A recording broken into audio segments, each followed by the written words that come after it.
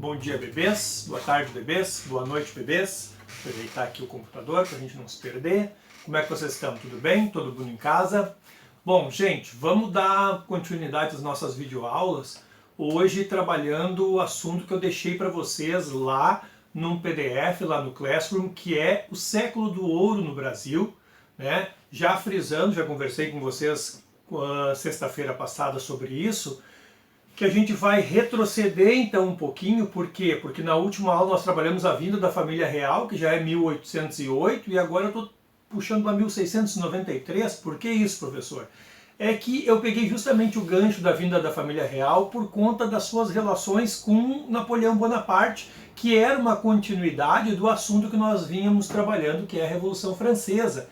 Então eu volto agora, né, para depois nós trabalharmos novamente, já pegarmos então a independência do Brasil lá em 1822. Tá bom, gente? Bom, deixei material lá para vocês no Classroom, que eu estou com ele aberto aqui no computador para fazer uma colinha. E antes de mais nada, a questão dos ciclos, né? A historiografia tradicional sempre trabalhava-se ao ciclo do pau-brasil, o ciclo da cana-de-açúcar, o ciclo do ouro, o ciclo do café. Hoje, né, contemporaneamente, nós não trabalhamos mais dessa forma de ciclos, tratando isso como ciclos, mas como processos econômicos mesmo que estão acontecendo durante o Brasil colônia, depois Império e República, enfim. Por que nós não trabalhamos com ciclo, com esse conceito de ciclo? Por quê? O ciclo é algo que começa e acaba. Bom, agora eu vou fazer a pergunta. Acabou o ciclo da cana-de-açúcar? Se acabou, como é que nós temos o interior de São Paulo e o Nordeste todo plantado com canas para fazer álcool e açúcar? Ou o ciclo do ouro?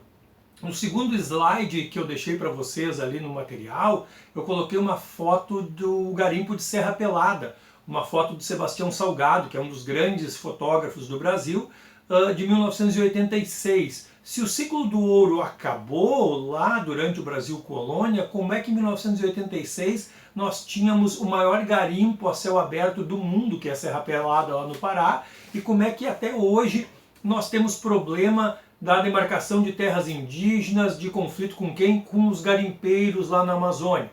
Então, assim, o ciclo é um conceito que a gente vai abandonar, né, nesse período, porque o ciclo começa e termina. E esses processos econômicos não são tão simples assim. Vamos agora voltar lá para o século XVI.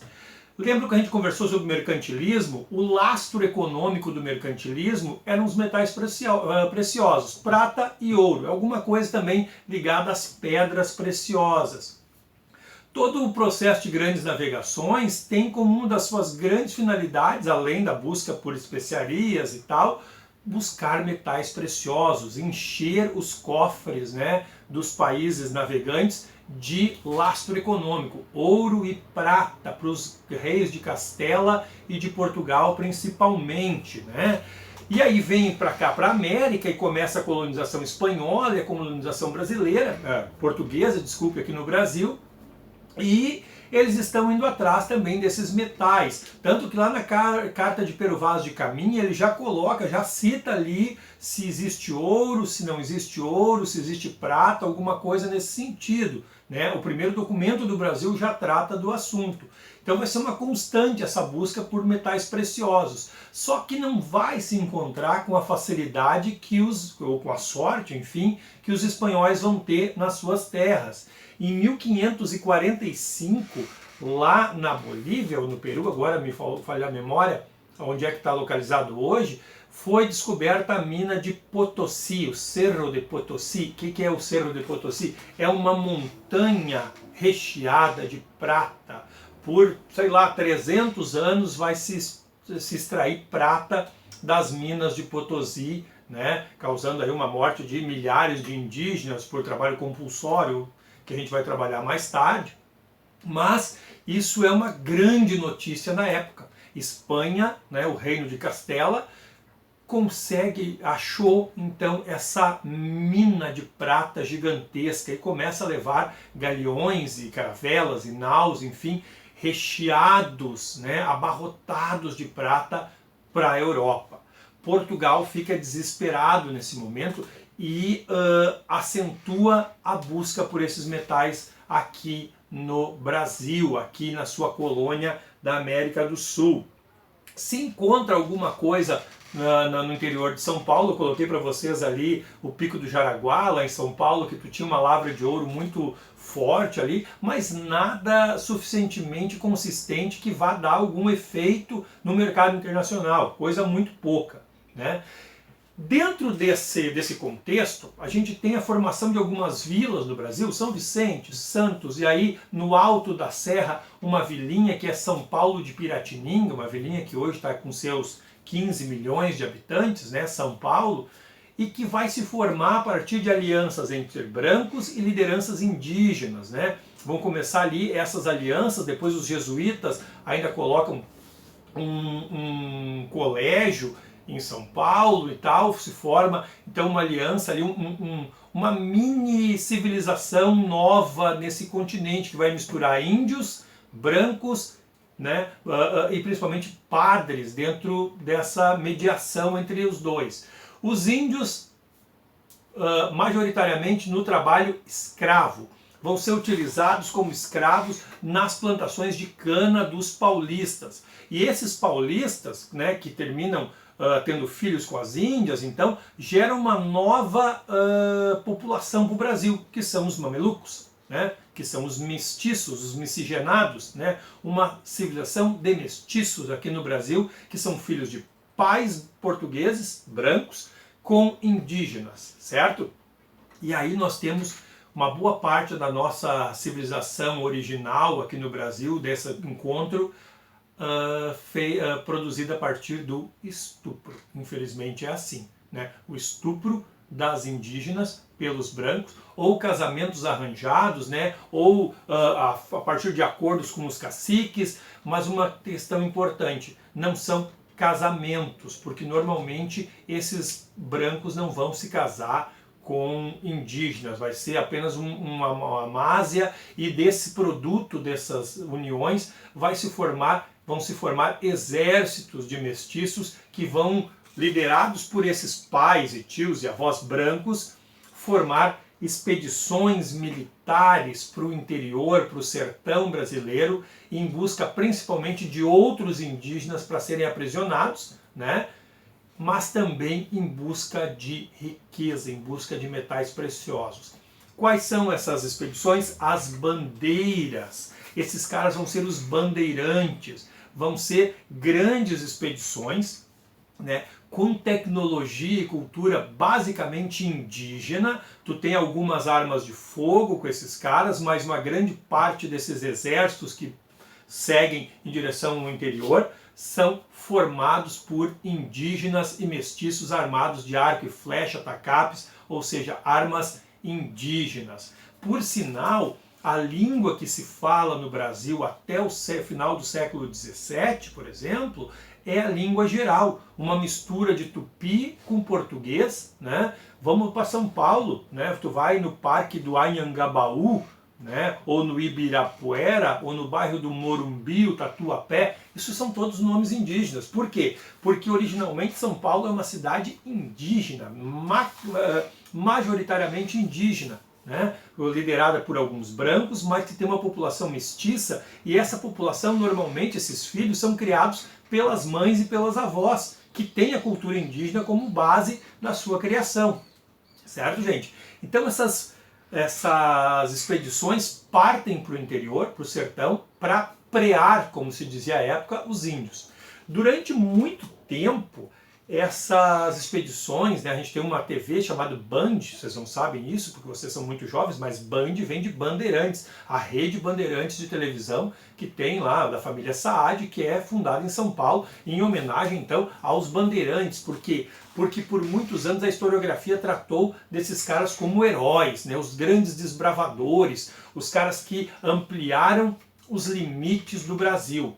Ampliaram? Com certeza ampliaram os limites, foram além das linhas de Tordesilhas, né, da linha de Tordesilhas, que era o que dividia Portugal e Espanha no mundo inteiro, as possessões das duas grandes potências das grandes navegações. Mas também, e aí é uma questão interessante de se trabalhar na história, o problema dos heróis, porque mesmo os grandes heróis são humanos.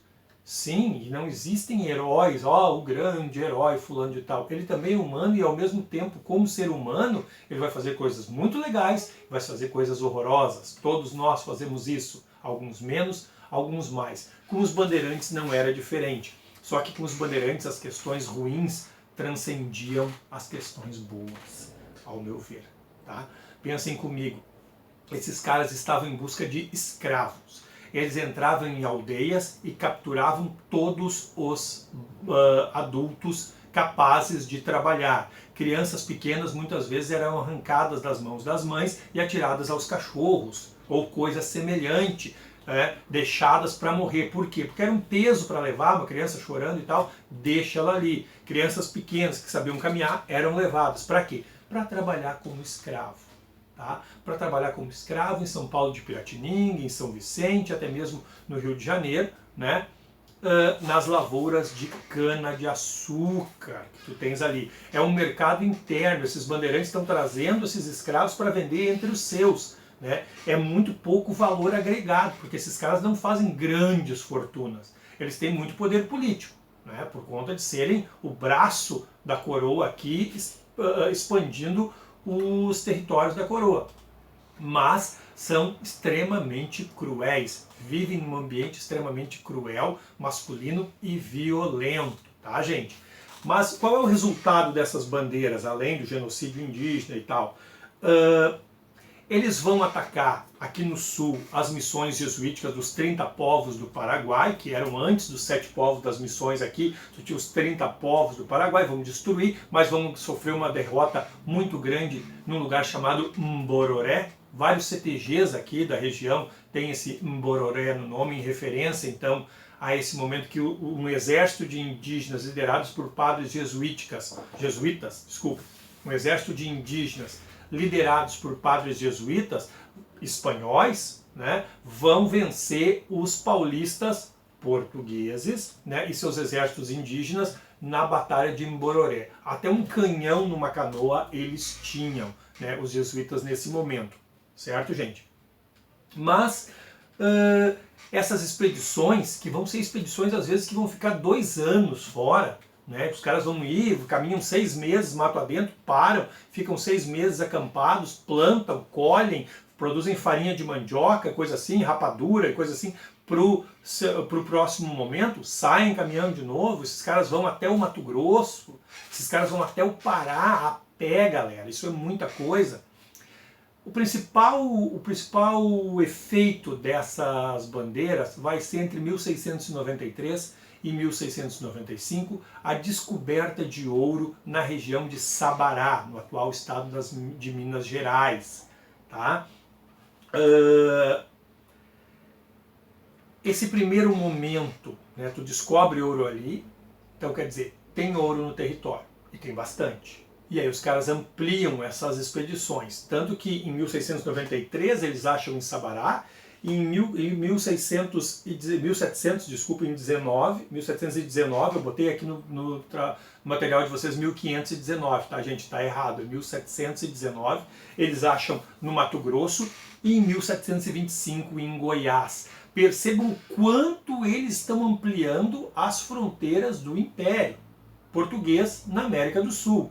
A princípio, tu tem essa linha que vai de Belém até Laguna. Esses caras estão passando, eles estão indo até os confins do Mato Grosso, eles estão indo até quase os contrafortes dos Andes, buscando metais preciosos, tá, gente? O que acontece lá, né, em Minas Gerais? Bom, primeiro o nome, né? As Minas Gerais. O estado tem esse nome por conta da quantidade de ouro que se descobre e por conta de todas as modificações que a gente tem ali. Primeiro, os paulistas descobrem isso, então eles se têm como os legítimos proprietários e exploradores dessas minas. Vamos pagar os impostos, mas nós que descobrimos, nós que vamos tomar conta disso aqui. Só que a notícia logo chega a outros lugares do Brasil, como o Nordeste, e também a Portugal. E centenas de aventureiros se dirigem até as minas de ouro descobertas pelos bandeirantes paulistas. E aí, esses caras que estão chegando cujos paulistas chamam de emboabas, que é uma ave peralta, né? Essas peralta não, cara, tá difícil hoje, né? Vai peralta. Enfim, essas aves que têm as pernas compridas por conta do quê? Do costume desses caras de usarem botas longas que vão até os joelhos. Mas, professor, os bandeirantes não usavam botas?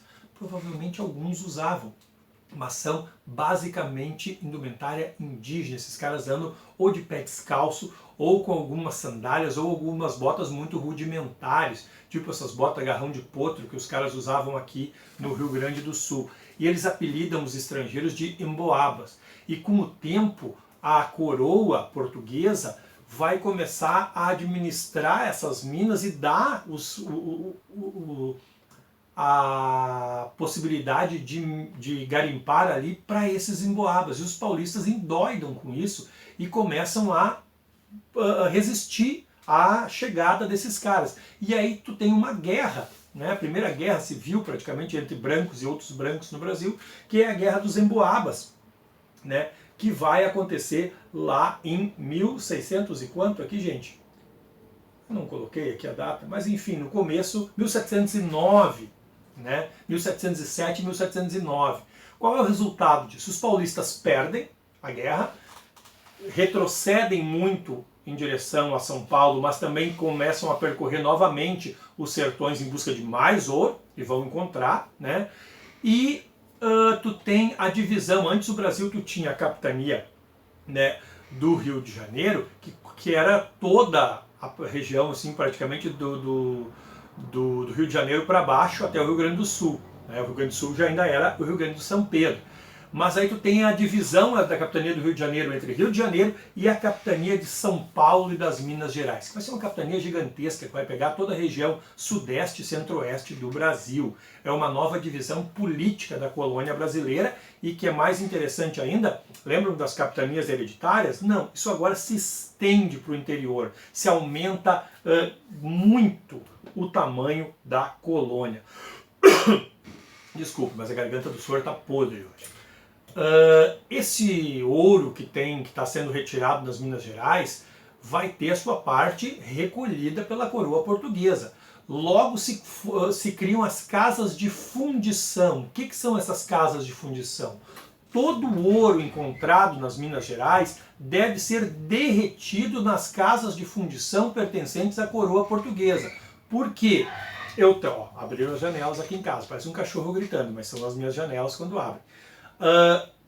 Por quê? Porque esse ouro fundido, né, derretido e fundido em lingotes, assim, em barras, ali a coroa pega o quinto, né, o quinto del rei. 20% dessa produção é recolhida como imposto, tá? Então tu tem as barras de ouro, coloquei ali uma para vocês ali, de 1796, uma barra daquelas em que vai o selo real, a data, o peso, vai tudo especificado. Então esse ouro só pode sair dali, só pode ser embarcado, ser retirado das Minas Gerais em forma de lingotes, né, em forma de barras carimbadas registradas pela coroa.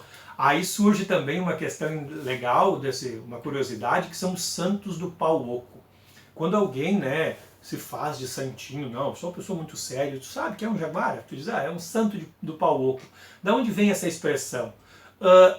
Se desenvolve junto com a mineração várias cidades ali, Sabará, Ouro Preto, Mariana, Congonhas do Campo, enfim. E nessas cidades tu tem grandes igrejas construídas em arte barroca. E aí tu tem os missionários, né, os peregrinos que andam para lá e para cá com seus santos fazendo penitência. E muitos desses caras, na verdade, são falsários, são contrabandistas que estão levando ali os seus santinhos de madeira, todo bonitinho, mas atrás ele tem um fundo falso e ali dentro o que tem? Ouro contrabandeado. Ou então ouro em pó, que é colocado em panos e enrolado dentro de mochilas. Isso tudo vai passar pela fiscalização da coroa. Por quê? Porque é um grande negócio para a coroa ficar com 20% da produção de ouro. Nós vamos ter Portugal inundada de ouro a partir do século XVIII. Só que muito desse ouro, a grande parte desse ouro, não vai ficar em Portugal. Vai para o seu maior parceiro comercial, que é a Inglaterra. Aqui em Portugal sempre deveu muito dinheiro. Dizem que parte das joias da coroa inglesa são brasileiras, né? Uma boa parte das esmeraldas, por exemplo, saíram todas aqui de Goiás e do norte de Minas. Mas, né, eu não sei qual é que é a veracidade disso. Bom, se tem em Minas Gerais uma previsão sempre de arrecadação de impostos, né? Eles colocam ali em torno de 1.500 quilos anuais de ouro. 1,5 tonelada de ouro deve ser retirada como um imposto, ou seja, 20%, né? 20% da produção tem que dar pelo menos 1.500 quilos anuais. Caso essa previsão não seja consolidada, no final do ano, no começo do ano fiscal seguinte, se proclamava a derrama. O que é isso? É o confisco de ouro. Né? O confisco, tu entra nas casas e tu vai tomando o ouro das pessoas, né? Até chegar aos 1.500 quilos previstos para o ano fiscal anterior. Isso vai ser um dos motivos da primeira rebelião que a gente pode chamar de liberal no Brasil, que é a Inconfidência Mineira, que começa em 1789, é descoberta em 1789, cujo principal líder, né, o Tiradentes, vai ser enforcado em 1792, que no outro vídeo eu coloquei que o Tiradentes tinha sido enforcado em 1789. Não, ele foi em 1792, ele foi preso, né, e enforcado em 1792, muito influenciada pelas ideias iluministas. Muito influenciado pelas ideias iluministas e principalmente pela independência dos Estados Unidos da América. Tá? Gente, essa corrida do ouro vai criar um novo elemento na colônia portuguesa na América, né, que é o Brasil, que são as cidades. O Brasil até então era formado por pequenas vilas, pequenas aldeias. São Paulo era uma vila com pouquíssimos milhares de habitantes. Salvador era uma cidade um pouco maior, que era a capital, né, foi capital da colônia por muito tempo, Rio de Janeiro, Recife, mas é a partir da busca pelo ouro que a gente vai ter essas cidades mineradoras brotando nas montanhas das Minas Gerais. Ouro Preto, antiga Vila Rica, Sabará, São João del Rei, vão ser núcleos urbanos para onde, além das pessoas que buscam ouro e que não são qualquer pessoas, lembrem que nós estamos no mercantilismo e tudo que acontece economicamente nesse período tem que ser assinado e legitimado pelo Estado português.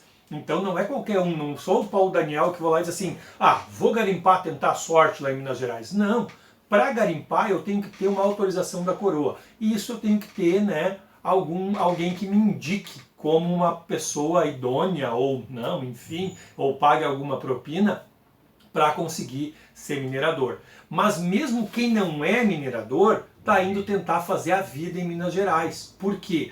Porque essas cidades precisam de comida para as pessoas que estão ali, né? Essas cidades precisam de médicos, essas cidades precisam de restaurantes, de hotéis, enfim, tu cria, né, precisam de sapateiros, de ferreiros, de marceneiros, né, de profissionais, artífices. Então tu vai criar ali um primeiro núcleo urbano diversificado no Brasil, que são essas cidades mineiras, tá, gente? E junto com isso, a mineração do ouro vai criar um mercado interno, que não existia. O que o Brasil tinha? Produzia cana-de-açúcar ou recolhia para o Brasil, extratia e mandava para a Europa. No começo do ouro, a mesma coisa, se retirava o ouro e mandava os 20% para a Europa, para a coroa, e o resto os caras enriqueciam e faziam o que queriam da sua vida. Só que a partir de então, né, com as necessidades que se criam a partir da economia do ouro, nós vamos ter a criação de um mercado interno. E é aí que o Rio Grande do Sul começa a participar economicamente da vida do país. Daqui do Rio Grande do Sul seguem tropas de mulas. Sim, meus queridos, não é gado, não, primeiramente não é charque, não é mula. Né? A mula, que é esse produto, né, esse animal, como é que a gente chama ele? Agora me esqueci o nome, mas que é a filha de um burro com uma égua, né, um animal estéril, né, a mula, mas extremamente resistente e confortável para andar, um bicho muito forte, é exportado às centenas, às milhares para as Minas Gerais para servir como transporte, né, para descer da Estrada Real até os portos do Rio de Janeiro, de Paraty, enfim. e daqui saem manadas, né? Saem grandes tropas de mulas. Então, o primeiro caminho dos tropeiros, que é um personagem tão forte aqui no Rio Grande do Sul, é justamente para levar mulas para serem vendidas nas Minas Gerais. E vai ser tão grande esse movimento de mercado interno que na cidade de Sorocaba se cria uma feira. Então os caras levam essas tropas até lá elas são vendidas a atravessadores, aos próprios transportadores que compram e levam elas para as Minas Gerais, criando um mercado interno, algo que não existia até então no país. Tá? Outra coisa, aí uma das questões mais terríveis da exploração do ouro, aumenta imensamente o tráfico de escravos, né, o tráfico atlântico de escravos. Milhares, dezenas de milhares de pessoas são sequestradas na África e trazidas em porões de navio para trabalhar nas minas de ouro, né? Vendidos então a peso de ouro. Aí vão se fazer grandes fortunas, né? Na cidade do Rio de Janeiro, por exemplo, Estácio de Sá, esta família Sá toda vai ter sua fortuna baseada, muito dela e outras famílias famosas da época colonial, baseadas no tráfico negreiro, no sequestro, né, de pessoas na África e sua posterior venda aqui no Brasil como mercadoria para trabalhar nas lavras de ouro. Um escravo nas lavras de ouro, dependendo, por exemplo, esses que trabalham dentro d'água com a bateia, vai ter uma vida útil muito curta. Então tu tem um ciclo de compra e venda muito grande de escravos para essa região. Vai ser um grande sumidouro de vidas, tá bom, gente? O que mais que a gente tem? Falei as igrejas mineiras, né? Então, com essa ascensão econômica do lugar, cada cidade queria ter igrejas mais bonitas e mais cheias de ouro, né? Só na igreja lá do Pilar, em Ouro Preto, foram usados cerca de 400 quilos de ouro para ornamentação interna, para a pele dos santos, para os ornamentos. E aí tu tem uma arte que se desenvolve no Brasil, que é uma arte barroca feita basicamente em madeira, arte sacra mineira. Quem puder, vá a Ouro Preto e vá nas igrejas, porque é algo fantástico. E dentro desses artistas, então, que vão fazer arte sacra, a gente vai ter provavelmente o maior artista da história do Brasil, que é o nosso bom e velho Antônio Francisco de Lisboa, o Aleijadinho. O Aleijadinho que começa então a fazer arte sacra e com o tempo ele tem uma doença degenerativa que vai lhe retirar a movimentação das mãos, né? E ele vai terminar amarrando os cinzéis, as suas ferramentas nas mãos e vai conseguir ainda fazer peças incríveis, né? Uma expressividade nas obras do Aleijadinho fabulosas. Por exemplo, lá em Congonhas do Campo tem os 12 profetas em frente à igreja. Muita coisa lá é utilizada. Também a pedra-sabão, que é esse materialzinho aqui, ó. Isso aqui eu trouxe de Ouro Preto, que é uma igrejinha colonial, que é a pedra-sabão, uma pedra que depois de lixada fica extremamente lisa e boa de trabalhar. Deixa eu deixar aqui a minha igrejinha de pedra-sabão, que eu trouxe lá na década de 90, de Ouro Preto. Tá, gente? Basicamente é isso para hoje, tá? Nós vamos voltar a conversar na sexta-feira com uma videoaula ali ao vivo no Hangouts, tá bom? Beijo para vocês, cuidem-se, fiquem em casa, tô com saudade, tá bom? Beijinho, tchau, tchau!